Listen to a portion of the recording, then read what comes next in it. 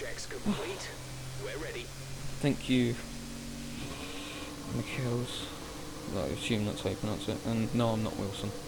I would like to, but I'm not going to. So, yeah. It's going to be a tragic race, and I'm going to spin. Lap 4, turn 2. Hello. And as we can see, confidence was sky high going into this race. I mean, it's Spain, a track I didn't like, and it's the most competitive grid on F1, arguably. Probably. But yeah, we go into this, decent amount of practice, probably not the best practice schedule, and at this moment in time, my stream was having a mare, but it's Q1, and to be frank, I didn't expect to make it through. I mean, I was like 4 tenths off Bowery, and the grid being this close bar him, I didn't see it. I didn't see any chance of going through, as the fastest lap going into the end of my lap, or going into the end of sector 1, was a 14.1, which was slower than I expected, but Josh 13.7, and then we come across the line 13.9, which puts us P4. 9 sector 1. 2 minutes. Surprise, I guess. But as we see, Louis on a lap, I don't know if to go Oh, no, again. It yeah, just doesn't seem safe. as I'm whinging to my chat, Louis will definitely go again. But I I don't know don't if I think should. That's the thing. I'm safe. So I didn't think 13.9 will get me through, but eventually it does. P10. To be honest, I can't remember who went out, but to me it didn't matter, as the reverse strat isn't that good at this track, and I think it wouldn't be too bad to try get into Q3. But we'll see. But start of Q2, sorry. We go out on a set of used soft, and it's a 14.5, and we invalidated on purpose, but now it's well, for me anyway, the business end of Q2 as we go out on medium tyres, which 13 out of 15 drivers went on, which was great for my sake. But going on to the end of the first lap, we were only 200ths up on the 14.5 we set. 4 days. Yeah, it's terrible. Which puts us B4, but we've had fuel for another lap, so we went again, and this is probably the best lap I did in qualifying on the mediums, and I will try to say things about it, but Sector 1 wasn't too good. I mean, it was decent compared to everyone else, but it's nowhere near my PB, which was like a mid-8 or something, on mediums, which was very, very quick. Then going into here, locking up, not exactly perfect, but getting a decent exit, but even with the bit of a slide, it was actually a good exit. Here was just average, let's say. And then going into here, we cut it as much as possible. Surprised that wasn't invalid, to be honest. But we made it through as we were complaining after. And then we had a bit of a slide on the exit. Then going into here, we're barely up, but now we've found a 10th from absolutely nowhere. I don't know what happened on the last lap there, it felt okay, but now we're about 10th and a half up, going into the last 2 corners. Well, 3 corners, but 2 major corners.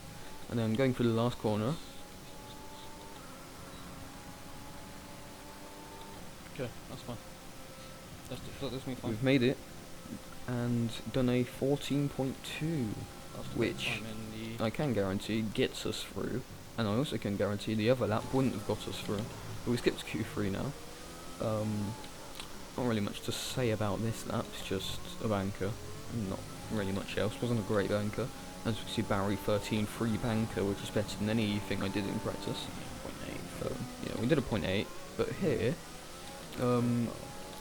you probably barely saw it, and if you did, you got eagle eyes, but Louis had an X against his name, which doesn't bode well for our sake.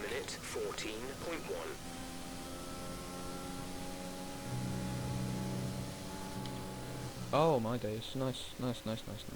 Yeah, so that happens in Q3, and we have to wait around for 3 or so minutes begging for an invite from Tom and Louis, which I got one from Tom eventually. But we go into this last lap, and we missed the turn 1 apex, we hit the turn 2 one, But at this point, our laps were already ruined because we were doing mid 7s, high 7s, sector 1, and we go here and go slower than our last one by a quarter of a tenth, and we're already P7. And also something that we're going to get notifications for every single person that improves. So Philip 13.5, still not even the fastest lap, as we locked up into the hairpin in turn 5, 6.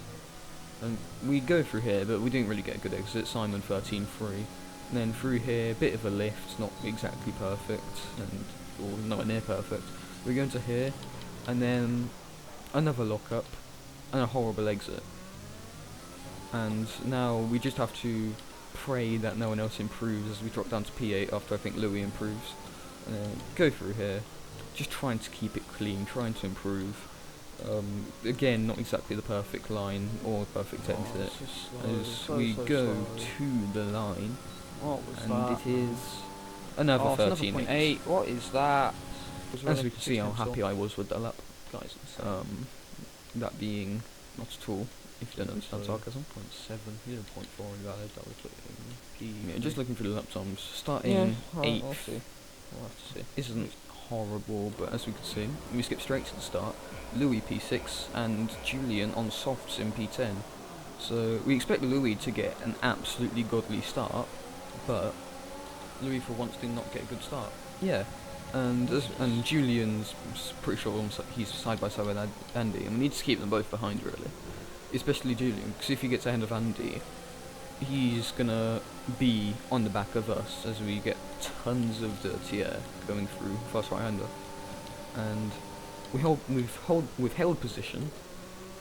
And Donoso gets a bit of a slide, so we thought we could try attack him, but it didn't really work. As we go into here, Oh my god, I'm getting hit from behind. and I think it was Andy hitting us from behind trying to defend from Julian, but we've held position still, but Julian's managed to get ahead of Andy, which turns out to be very good for our race, because as we go later on into the race, those softs will die off, and we're still trying to see if we can get Donoso, but I mean, it's basically impossible at this point to overtake, so on the track anyway.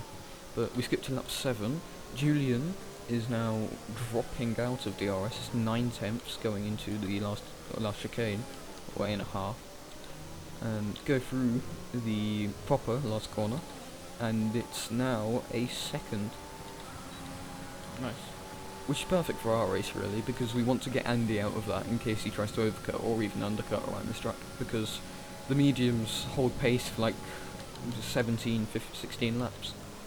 So we want to drop Julian and Andy out, so we are the last person on the train. And Andy's miles behind, but as we can see, going towards the end of lap 8, Andy gets past Julian. There's now 2 seconds gap. And then also going through here, no idea what happens, or how he's done it, but Nico manages to get Julian on the hard tyres. So, preferably, he wouldn't be this close, but he's now only 3 seconds behind us, and we're getting closer and closer to the pit stop point.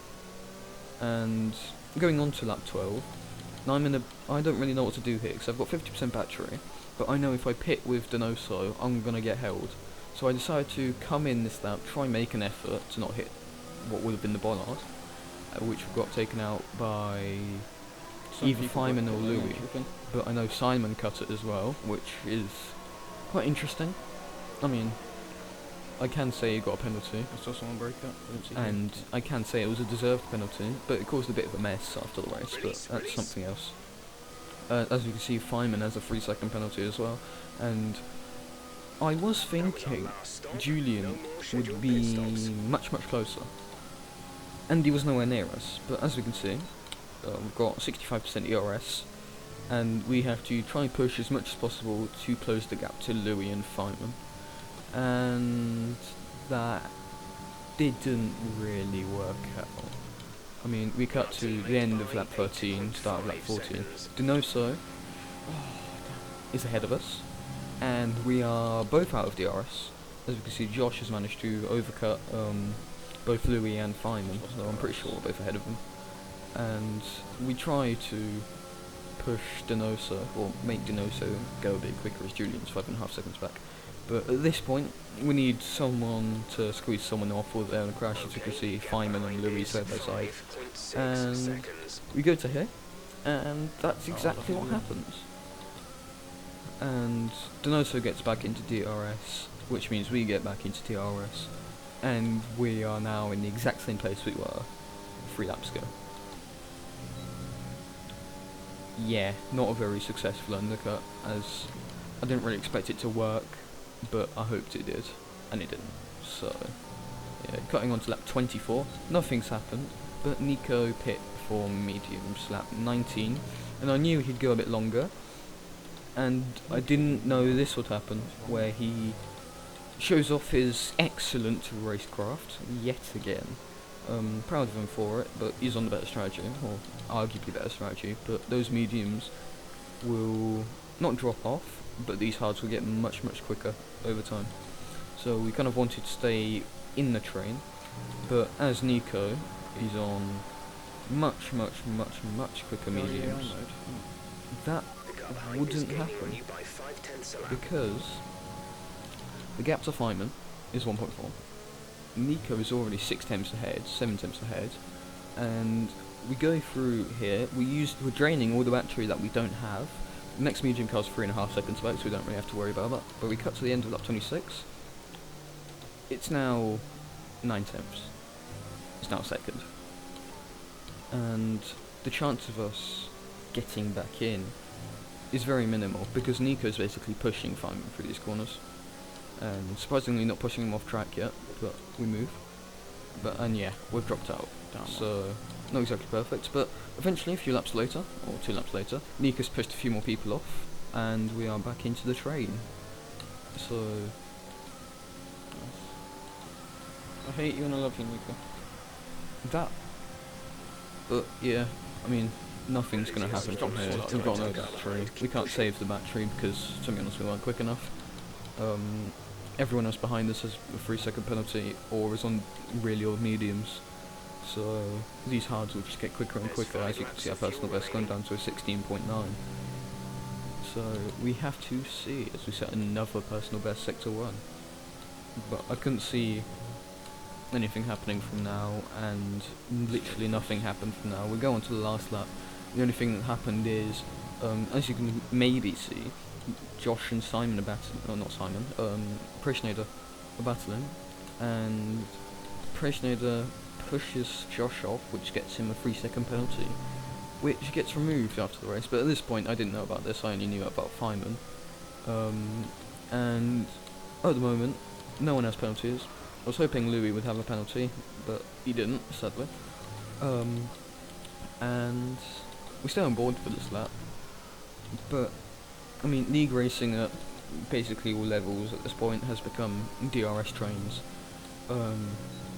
And to be honest, this is much further than I thought I'd get. As I said, I thought I'd spin lap 4 turn 2. And we've made it to the end of the race by some miracle. But I say, if the race went on for another 33 laps, everything would have ended exactly as you see now, because nothing's going to happen. No overtakes will happen. Simon wins on track, but Barry wins after a 3-second penalty for Simon, and then another 5-second penalty for Simon after getting the pit lane.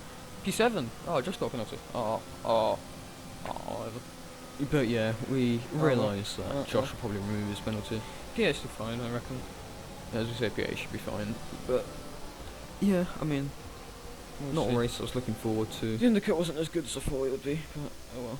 Yeah, and I mean, I didn't really know what to expect going into this. I didn't know what was going to happen in qualifying, but yeah, next race wasn't as good as I thought it would be, but oh well. Still a good race. Yeah. Next race is Spa. Went to plan, I reckon. Can't tell if I'm looking forward to it or not, but Only we got one will warning see. as well. It was a bit stupid, went wide last corner, so yeah, it's a good race.